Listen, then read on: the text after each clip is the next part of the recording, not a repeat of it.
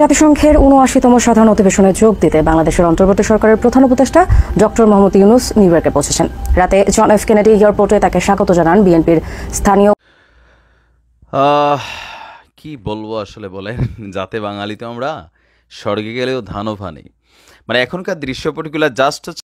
আসসালামু আলাইকুম প্রিয় দর্শক, স্ক্রিনে থাকা ভিডিওটা ইতিমধ্যে আপনারা দেখতে পেরেছেন। প্রিয় দর্শক, আজকের ভিডিওটা খুবই গুরুত্বপূর্ণ, খুবই ইম্পর্টেন্ট একটা ভিডিও।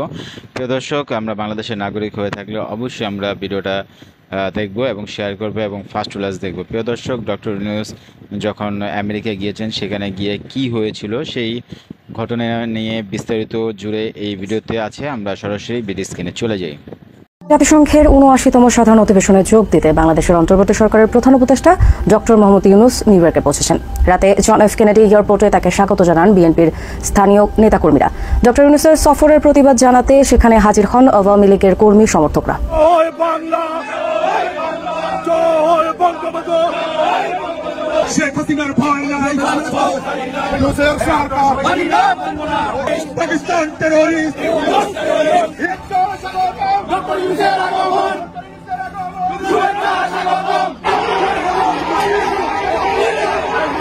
দর্শক, জাতিসংঘে ভাষণ দেওয়ার জন্য ডক্টর মোহাম্মদ ইউনূস ইতিমধ্যে নিউ ইয়র্কে পৌঁছে গিয়েছেন। তাকে বাধা দেওয়ার জন্য আওয়ামী লীগ নেতা কর্মীরা উঠে পড়ে লেগে গিয়েছেন। কঠিন আন্দোলন গড়ে তুলেছেন আওয়ামী লীগ নেতা কর্মীরা।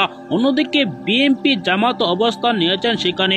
আওয়ামী লীগ বিএনপি জামাত মুখোমুখি অবস্থানে দাওয়া পাল্টা দেওয়া চলছে। রীতিমতো সেখানে একটি সংঘর্ষের মতো পরিণত হয়েছে।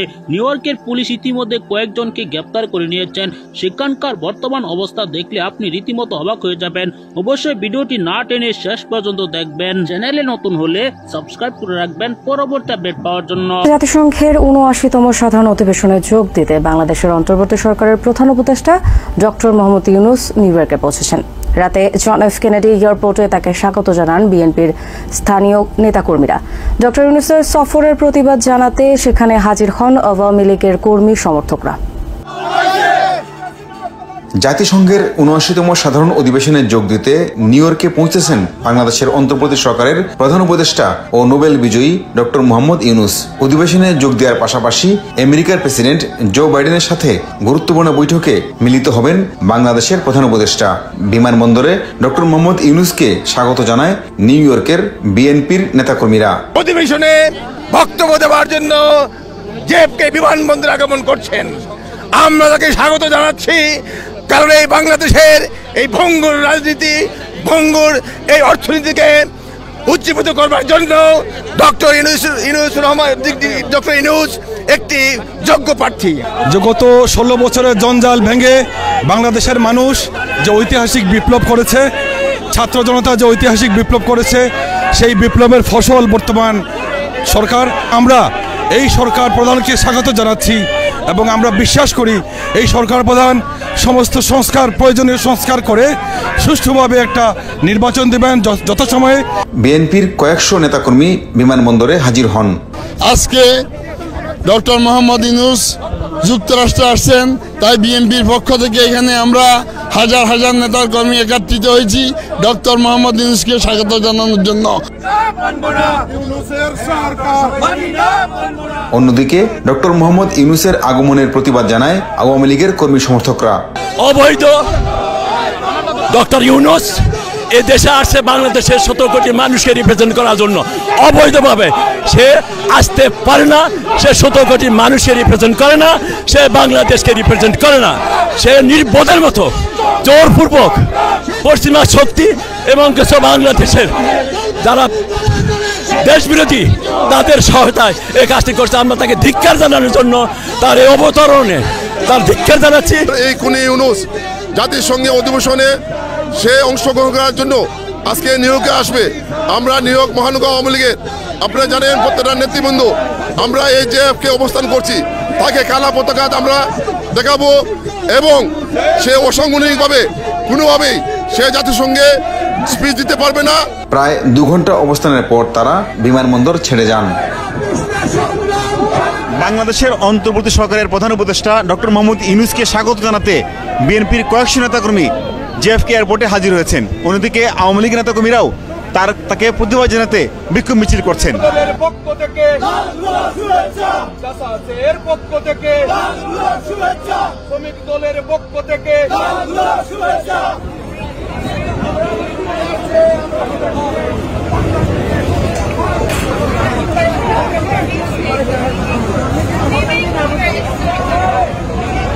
জয় বাংলা, জয় বঙ্গবন্ধু, দিয়েছি তো রক্ত, শেখ হাসিনার ভয় নাই, রাজপথ ছাড়ি না, শেখ হাসিনার সরকার অবৈধ সরকার, মানি না মানব না, ইউনূসের সরকার মানি না মানব না, পাকিস্তান টেররিস্ট, ইউনূস টেররিস্ট,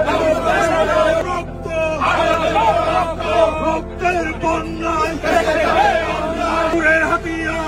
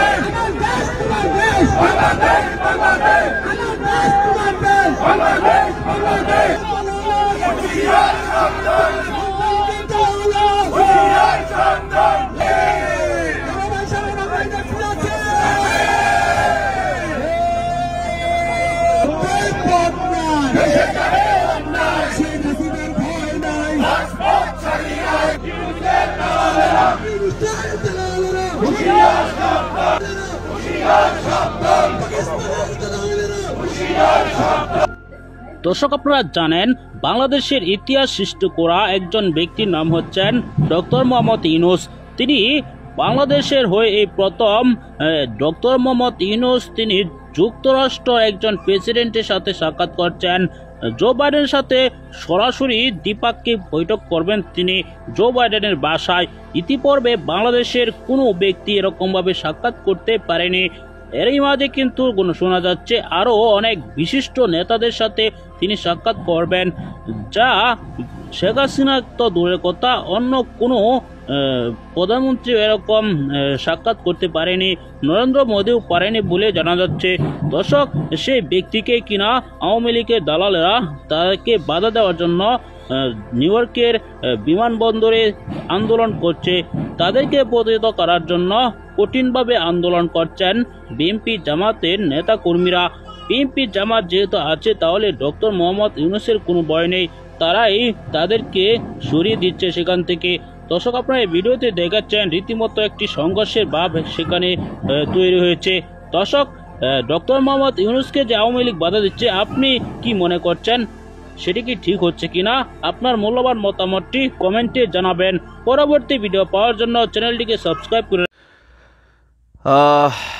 কি বলবো আসলে বলেন, যাতে বাঙালি তো আমরা স্বর্গে গেলেও ধানও ফানি। মানে এখনকার দৃশ্যপটগুলো জাস্ট হচ্ছে ক্যারেক্টার পরিবর্তন হয়েছে, আর কিছুই না। দল পরিবর্তন হয়েছে, দৃশ্যপট একই। তবে এই মুহূর্তে এই ধরনের কর্মকাণ্ড আওয়ামী লীগের জন্য পজিটিভ হচ্ছে না, আমি মনে করি নেগেটিভ হচ্ছে। কারণ এই সকল অ্যাক্টিভিটিসে কী হচ্ছে, বাংলাদেশে আওয়ামী লীগ করতো, বাট ভালো মানুষ, অনেক মানুষই আছে ভালো মানুষ আওয়ামী লীগ করছে, তারা কিন্তু এসব অ্যাক্টিভিটিসের কারণে একটা বিপদে পড়ার সম্ভাবনা আছে। কারণ কি, আমেরিকাতে বসে আজকে যেই ঘটনা আওয়ামী লীগ করছে, আমি আগেও এটা নিয়ে না করছি, বাট আজকে যেই ঘটনাটা হয়েছে এটা কখনো পজিটিভলি হচ্ছে না। কারণ ডক্টর মোহাম্মদ ইউনূসের মতন একটা ক্যারেক্টার, ওনাকে সমালোচিত করা এত সোজা না। যদি এটা পলিটিক্যাল রাজনৈতিক কোনো সরকার হতো, তাহলে হয়তো এই ঘটনাটা কোথাও না কোথাও একরকম হয়তো মেনে নিতাম।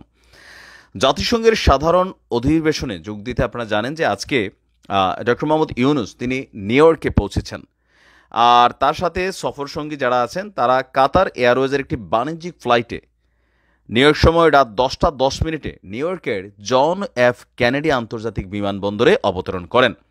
তো আগে থেকেই একটা ঘোষণা ছিল, সেই ঘোষণার জন্য আবার পাল্টাপাল্টি ঘোষণা ছিল।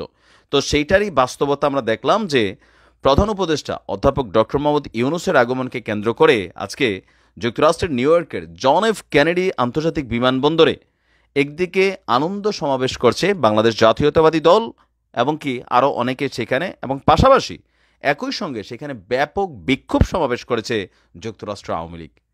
একদিকে মানে পজিটিভ, আরেকদিকে নেগেটিভ, মানে চিল্লাওয়ালা একটা অস্থির পরিবেশ সেখানে তৈরি হয়েছিল। দুই পক্ষই পাল্টাপাল্টি স্লোগান দিচ্ছিল, একে অন্যকে উত্তেজিত করারও চেষ্টা করতেছিল। তো দুই পক্ষের পাল্টাপাল্টি স্লোগানে মুখরিত হয়ে ওঠে, মুখরিত না, বিষয়টাকে ক্যাচাল আওয়াজ, বাঙালি বুঝেন না, চিল্লাবাল্লা, ক্যাচ ব্যাচ, ক্যাও ব্যাও, একটু গোটা টার্মিনাল এলাকা। সন্ধ্যা থেকেই জেএফকে বিমানবন্দরে জড়ো হয়ে ডক্টর ইউনূসকে বরণ করতে এসেছিল যুক্তরাষ্ট্রস্থ বাংলাদেশ জাতীয়তাবাদী দল এবং বিভিন্ন সংগঠনের নেতাকর্মীরা আনন্দের স্লোগান দিয়েছে। অপরদিকে সন্ধ্যা থেকে টার্মিনালের আরেক পাশে যুক্তরাষ্ট্র আওয়ামী লীগ এবং অঙ্গ সংগঠনগুলো প্রতিরোধের লক্ষ্যে প্রতিবাদ সহ বিক্ষোভ প্রদর্শন করেছে।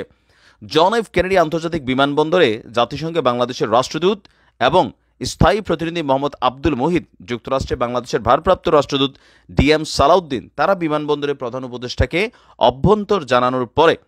অভ্যর্থনা জানানোর পর মোটর শোভাযাত্রা সহকারে ডক্টর মোহাম্মদ ইউনূসকে ম্যানহাটনের অভিজাত হোটেলে নিয়ে যাওয়া হয়। যাওয়ার সময় তিনি রাস্তার দুই পাশে দুই দৃশ্য এই প্রথমবারের মতন তিনি অবলোকন করেছেন।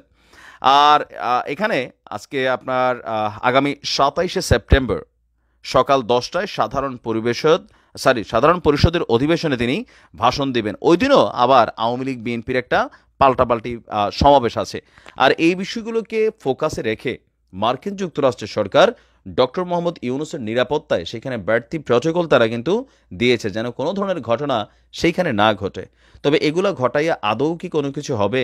আমি বরাবরই বলি, অতি তাড়াহুড়া ভালো না। অতি তাড়াহুড়া ভালো না কেন? এগুলোর একটা ইফেক্ট বাংলাদেশে থাকা সাধারণ আওয়ামী লীগের নেতাকর্মী যারা আছে তাদের উপরে পড়ে। আমেরিকা অনেকে চলে গেছেন, অনেকে দেশ ছেড়ে পালাই গেছেন, তারা তো ভালোই আছেন, আবার রাষ্ট্র ক্ষমতায় আসবেন, পয়সা টয়সা কামাবেন। এই যে দেশে যে পোলাপাইনগুলো আছে, মানুষগুলো আছে, তাদেরকে খামাখা বিপদে ফেলবেন না এইসব কর্মকাণ্ড কইরা, ঠিক আছে? কারণ খেয়াল নাই, ওই যে শামীম ওসমান আমেরিকা যাওয়ার পরে একটা ছেলের সাথে কি জানি হয়েছিল, পাল্টা রিয়েকশনে ওই ছেলের বাড়িঘর ভাঙা দিয়েছিল ছাত্রলীগের পোলাপাইন, কোনো আগামাথা বিচার হয় নাই। তো আজকে আপনি ওইখানে বসে আপনি একটা ঘটনা ঘটাবেন, একই দৃশ্য তো সামনে আপনার বাড়িতে ঘটতে পারে, তখন আপনি কি করবেন? এগুলোর বিচার হয়েছে এই দেশে? হয় নাই। সো এই কর্মকাণ্ডগুলো করা আসলে উচিত না। ভালো থাকুন। প্রিয় দর্শক, স্ক্রিনে থাকা ভিডিওটা ইতিমধ্যে আপনারা দেখতে পেরেছেন। ভিডিওটা খুবই গুরুত্বপূর্ণ ছিল, খুবই ইম্পর্টেন্ট একটা ভিডিও ছিল। ভিডিওটা দেখেছেন, ভিডিওটার মূল্যবান মতামতগুলো কমেন্ট বক্সে কমেন্ট করে জানিয়ে দিবেন। ভালো থাকবেন, সুস্থ থাকবেন। আপডেট ভিডিও পেতে চাইলে 9-10 মিনিটের চোখ রাখবেন। আল্লাহ হাফেজ।